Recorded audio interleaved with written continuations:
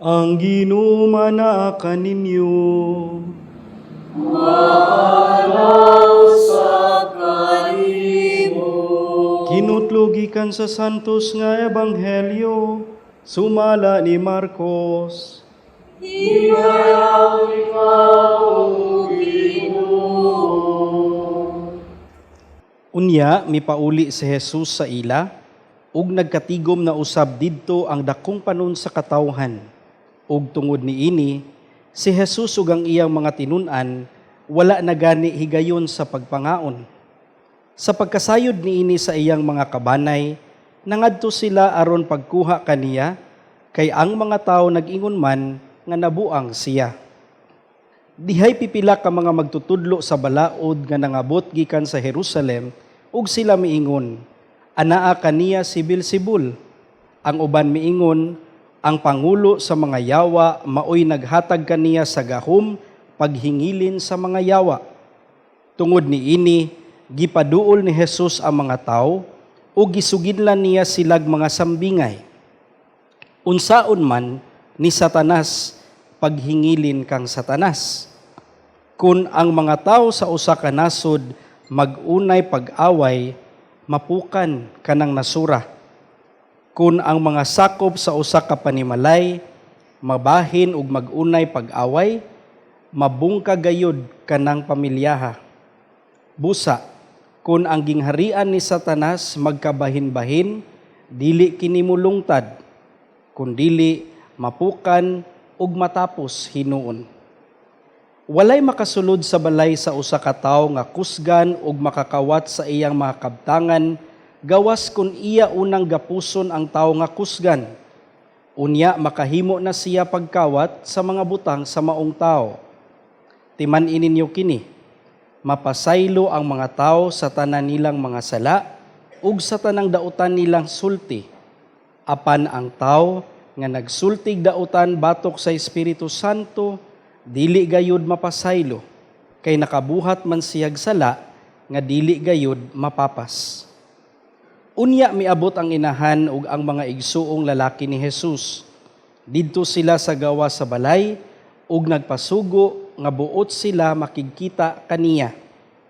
Usa ka pundok sa mga tawo naglingkod libot kang Jesus ug miingon sila kaniya, ang imong inahan ug mga igsuon atua sa gawas ug buot sila makigkita kanimo. Si Jesus mitubag, kinsa ba ang akong inahan ug mga igsuon?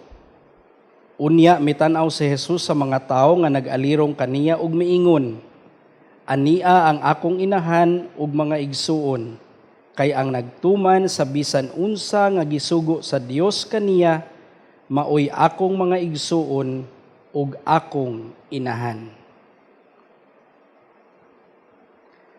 Ang Ebanghelyo sa Ginoo. Mayon ikaw, O Kristo.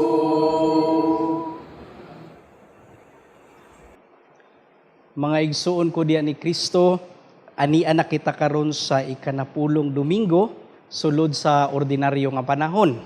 Og niining atong mga pagbasa karon, atong pamalandungan, subay sa pangutana sa Dios nga iyang gipangutana kang Adan diha sa atong unang pagbasa. Kung nakahinumdum ta, si Adan nakasala ug ang konsekwensya sa sala, nakaamgo siya nga hubo siya. Mao to nga nitago si Adan. Ug ang Ginoo nangutana kaniya, hain ka. Hain ka. Where are you? Kining moong pangutana, dili ni siya geographical nga question lamang. No? Wala na siya nangutana ang Dios kung asa siya nahimutang. Naaba siya luhuyo sa kahoy or asa ba? But the question is a more existential one, a relational one. Daw nangutana ang Dios, hain naman ka karon sa imong relasyon dinhi kanako. Asa naman ka diha sa imong relasyon dinhi kanako, human ikaw nasayop, human ikaw natagak sa sala. Mga igsuon ko diha ni Kristo, adunay tulo ka klase sa mga relasyon nga angay natong ipangutana sa atong kaugalingon. Una, hain na kita diha sa atong relasyon sa Dios mismo.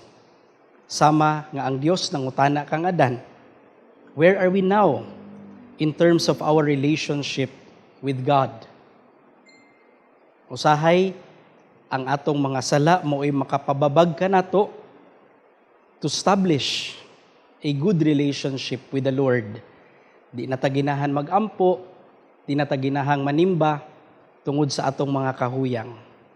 Pero hinaot nga ato ng bag-uhon, nga sa dihang makaamgot ka nga atong bag-uhon ang atong kaugalingon, nindot pud na siya nga mudangup kita sa Amahan, mudangup kita sa Dios, aron kita dili mahisalaag.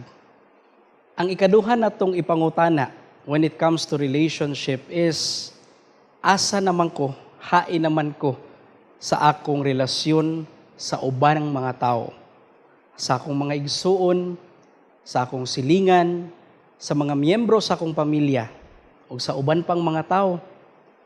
Aduna ba'y mga tao nga wala na nako tagda?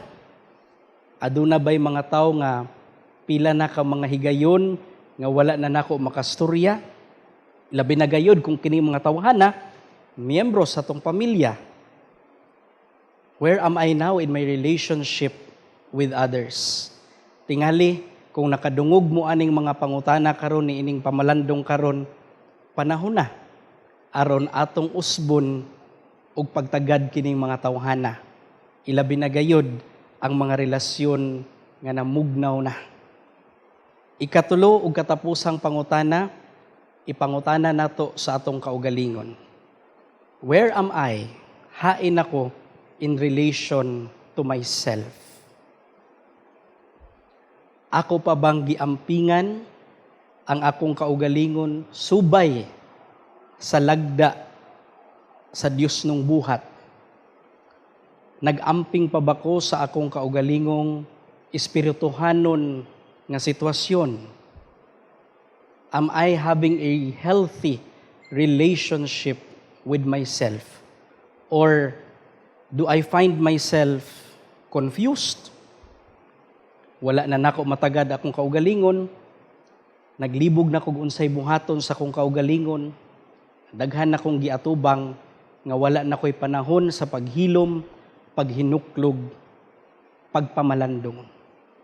Mga igsuon, angay kining tulo nga pangutanon. Our relationship with God, where am I in my relationship with others, where am I in my relationship with myself? Kay ngano man, diha sa atong ebanghelyo, ang nagkatibulaag, iya na sa dautan. Kung divided ta sa atong kaugalingon, divided ta sa ubang tao, divided pud ta sa atong relasyon sa Ginoo, lisod kayo mga igsuon ang atong kahimtang.